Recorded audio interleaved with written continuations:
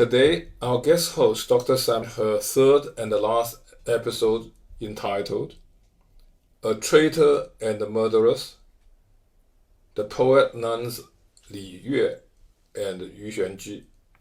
Let us welcome Dr. Samei. In this last episode on women in Tang poetry, I want to introduce two Daoist nuns, Li Ye and Yu Xuanji, who are well known for their literary prowess. As we saw in the last episode, literary talent was often associated with a morally questionable lifestyle of the courtesan entertainer, to the point that it might have been difficult for people to dissociate the two. The lifestyle of nuns who forswore marriage and children, by definition, also violates the barrier between inner and outer, public and private. Becoming a nun provided an avenue for women who needed to escape economic hardship, whether because of declining family fortunes or the loss of favor of a husband or patron. By the Tang, Buddhism had a large and well-established monastic system, and this system had also influenced practitioners of popular Taoism to create monasteries and convents of their own. A woman who had entered a Taoist nunnery at one point might be known thereafter as a nun, whether she continued to live there or not, and this was the case for both Li Ye in the 8th century and Yu Xuanji in the 9th. As with Xue Tao in the last episode, there are anecdotes concerning Li Ye's precocious poetic talent in childhood that assume negative associations with literary talent. One of these tells how she composed a poem on roses, which ended with the lines, "If for a moment left unsupported by a trellis, they will tend to stray wildly in all directions." Her father concludes from these lines that she's bound to end up as a fallen woman. Again, the poetic choices of this very young poet are taken to demonstrate her fate in life. Whether these anecdotes are apocryphal or not, they demonstrate the association in the public imagination of a woman's talent with her morally questionable fate. Li Ye first demonstrated her literary talents in her independent life as a Taoist nun, then later in life was twice selected to serve at the imperial court. In her case, induction into imperial service constituted a recognition of her already well-established talents. In the palace, the literary woman could pursue her very public art for the benefit of the most illustrious male patron, the emperor himself, while properly secluded from the public eye by virtue of having been accepted into the imperial household. In this way, Li Ye's prestige and talent could be co-opted to benefit the emperor and his court, while being brought firmly under familial, and in this case, imperial control. Literary women in the palace had a history dating back at least to the Han, when Ban Zhao served as tutor to the Empress Deng and canonized her instructions for younger women in her Lessons for Women. Despite the popularity of Ban Zhao's and other texts governing women's behavior, by the Tang Dynasty, the atmosphere of the court itself had changed. The Tang emperors were much more cosmopolitan than their Han predecessors, welcoming the performance of songs and dances from what was then known as the West, Central Asia, and generally participating in and encouraging the culture of poetic patronage and circulation that made the Tang the golden age of the shi, or lyric poem. The Emperor Xuanzong, in his enthusiasm for the popular new music that was entering China from Central Asia during the Tang, maintained a special official music conservatory known as the Jiaofang, or Entertainment Bureau, where some especially talented female entertainers served as instructors. It was into this rich cultural atmosphere that Li Ye was invited to contribute her poetic talents. We don't know exactly what Li Ye's position at court was, but we do know how it ended. In 783, during the reign of Emperor Dezong, the rebel Zhuzi arose and briefly took control of the capital. During the brief time that Zhuzi was in power, Li Ye wrote a poem addressed to him that was so positive in tone it was considered treasonous when the young emperor returned and reestablished control of the capital. Li Ye was removed from the palace and beaten to death with a club. Her poem was read as evidence of her lack of loyalty to the throne. Unfortunately, the poem was considered too treasonous to be preserved by contemporary historians, so we can't evaluate the evidence against her. But Li Ye's death demonstrates the precarious nature of a court position. To have shown adequate loyalty to Emperor Zezong, after all, would certainly have meant placing her own life in jeopardy under the rebel Zhuzi. One of Li Ye's best regarded poems tells us something about the level of poetic skill she had attained, and also offers some glimpses into the cultural practices of writing poetry in the Tang. The poem has the long title, Attending Xiao Shuzi While Listening to the Zither. The topic assigned to me was Song on the Flowing Springs Near the Three Gorges. Notice how very specific this title is and how full of information. It situates the poem specifically in terms of the social context in which it was composed. This is a natural outworking of the social character of the practice of writing poetry. Through the title, the poem can be read as a record of a specific moment and a specific occasion, complete with a cast of characters. In this case, the title tells us that Li Ye is in attendance on a man. Together, they're listening to a musical performance. At the same time, presumably all members of the party have been assigned topics to which they are to compose poems. Her charge is to write a poem based on the famous zither piece she's listening to.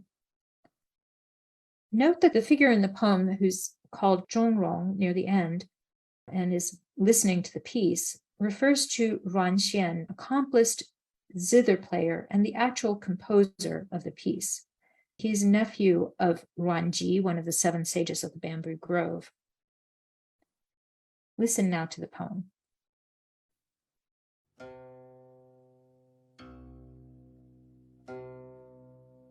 Attending Xiao Shuzi while listening to the zither, the topic assigned to me was Song on the Flowing Springs Near the Three Gorges. My home once lay among the clouds of Mount Wu. I would often hear the flowing springs of that mountain. The jade zither gradually reaches the heights of desolation, just like what I used to hear in my dreams. The three gorges are far off, several thousand miles, yet all at once they flow into these lonely inner chambers. Huge rocks, tumbling cliffs flow from these playing fingers. Flying rapids, running waves arise from the strings. At first, it seems to be the angry sound of storm and thunder. Then, again, sobbing moans as if unable to flow.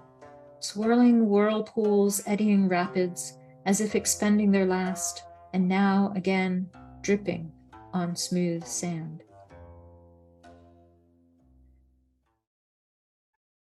I remember of old when Ranji composed this tune, even Zhongrong could not hear it enough. Play it once to the end, then play it again. I wish we could make these flowing springs go on forever. To answer the challenge of composing on this topic, Li Ye calls upon the breadth of her own musical ability. She was a zither player herself. Her poem captures the drama and energy of the zither playing, as well as the power of the natural scene that inspired the original piece. Line 1 references Mount Wu. My home once lay among the clouds of Mount Wu. Some sources suggest that this implies that Li Ye actually grew up in the region where she would have often heard the flowing springs of that mountain. However, no evidence places her childhood there. More likely, she is identifying in this line with the goddess of Mount Wu, made famous in a long Han Dynasty poem that details her sexual encounter with the king of Chu in a dream. And as such, the poem demonstrates some degree of self-consciousness concerning her position as a courtesan. At the same time, Li Ye seems to relate herself with the figure of Zhongrong in the poem. Like him, she's an accomplished musician who can't get enough of listening to this piece, and she ends the poem by wishing that the piece would go on forever. The poem is well known for how well it captures the power and drama of its musical subject. One can almost hear the notes tumbling, flying, and running over rocks and cliffs, and see the musician's fingers flying as he creates the impression of rapids and waves, capturing the anger of thunderstorms, the sobbing of water trapped in pools, and finally, at the point of exhaustion, as the music comes to an end, the dripping of water on sand. The existence of poems like this shows the extent to which during the Tang, literary women like Li Ye were participating in gatherings with men as equals. Other anecdotes about Li Ye highlight the role of clever, light-hearted banter on these occasions, even to the point of bawdy joking about bodily functions, almost as though she were one of the guys. And indeed, a late 8th century critic, Gao Zhongwu, associated Li's poetic talent with what he called her masculine personality. Since her expressions and air are masculine, he wrote, her poetry is also unrestrained. To participate fully in the masculine world of poetry and to gain its accolades, he implies, she has on some level adopted a masculine posture toward the world, one that recognizes her poetic and erotic powers and is not content to hide them in characteristically feminine modesty or confine them to established feminine themes like love and abandonment. Gao Zhongwu goes on to describe one of Li Ye's 5-character lines as among the finest in Chinese poetry. And this is high praise indeed for a female poet and demonstrates how far talent could take a woman who was willing to cross the public-private divide. Let us thank Dr. San Mei for such a stimulating talk. To learn more about this topic from Dr. San Mei, you may read her chapter in How to Read Chinese Poetry, a Guided Anthology. I hope you enjoyed today's talk. Let us relax and listen to a reading of the poems in Mandarin by Zhao Wenxuan. 从萧书子听弹琴赋，得三峡流泉歌。李野。妾家本住巫山云，巫山流泉常自闻。玉琴弹出转辽胸，只是当时梦里听。三峡迢迢几千里，一时流入幽闺里。巨石崩崖指下生，飞泉走浪弦中起。初疑愤怒含雷锋，又似呜咽流不通。回湍驱赖逝将尽，时复低立平沙中。一夕软弓为此曲，能令众容听不足。一弹既罢复一弹，愿作流泉振相续。